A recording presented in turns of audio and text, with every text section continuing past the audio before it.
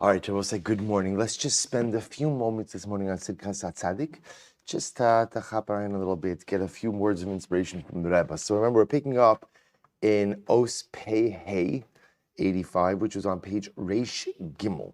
So if you remember again, the Rebbe was talking about the idea yesterday that when a person thinks that he's accomplished a great deal or that he's reached elevated levels in spirituality, that is often indicative of how little one has accomplished. Or in other words, the Rebbe teaches us the more you have actually accomplished, the more I've accomplished, the more I realize how little I have truly done and how much more there is to do. Again, not to be mistaken with a lack of with a lack of appreciation for what I've done. A person always has to have an appreciation and a hakar recognition of what they have done, what they have accomplished. But at the same time, what I've done should ultimately inform the reality of my knowledge of how little I've truly done and how much more I actually have to accomplish. So the Rebbe goes on, he says, if you take a look, we're on page Reish Gimel, in the Oriya Tahel, the left-hand side, about halfway down the paragraph. So Chazal quote the idea, we see this in Zohar. Shlomo HaMelech said, King Solomon said, Simin de lo yada klum shabuche. The sign that a person really knows very little or knows nothing, shabuche, is ultimately, again, that a person praises himself.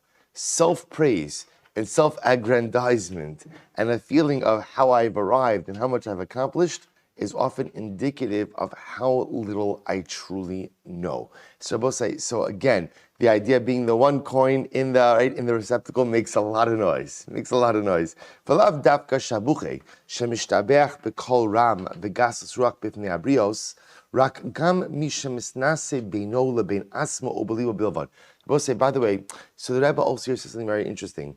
Don't think that we're talking about a person who, let's say, is arrogant or boastful about his spiritual accomplishments in the eyes of others. We're not even talking about that. Even someone who doesn't say anything to other people, but in his own mind feels that he's accomplished so much, the Rebbe says that's the true detrimental mindset. A person who in his own mind thinks that he's arrived, a person who in his own mind thinks that he's accomplished, a person that in his own mind who thinks, look where I've gotten to where I need to get to. That, says the Rebbe, is where the true personalistic danger lies. If you take a look at footnote Gimel, he says something very interesting. Quotes over here by Tzvi Tzaddik, Kimosh Amru Chazal, Ezu Chacham, who is one who is truly wise? And I will say this is such a profound idea. Hamakir es makomo, someone who knows his place. Who is one who is truly wise? Someone who knows his place. Now, we'll say, now what does that mean to know your place? Shehu makir chesrono. Knowing my place means I know what I am, but I also know what I'm not. I know where I'm deficient.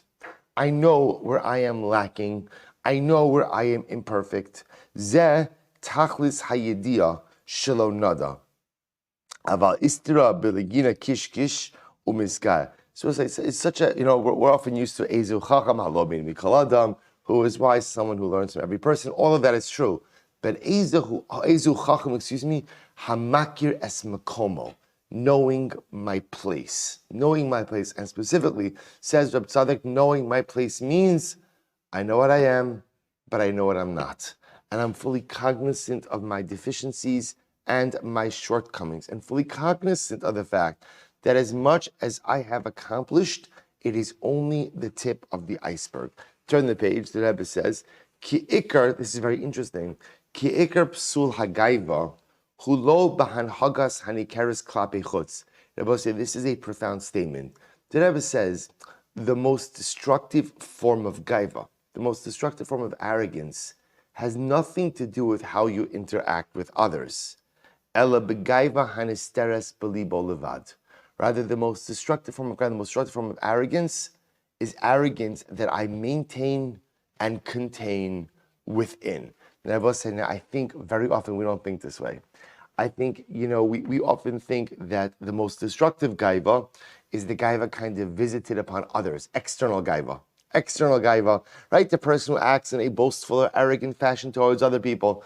The Rebbe says that's bad. Don't get me wrong. The Rebbe says that's definitely bad.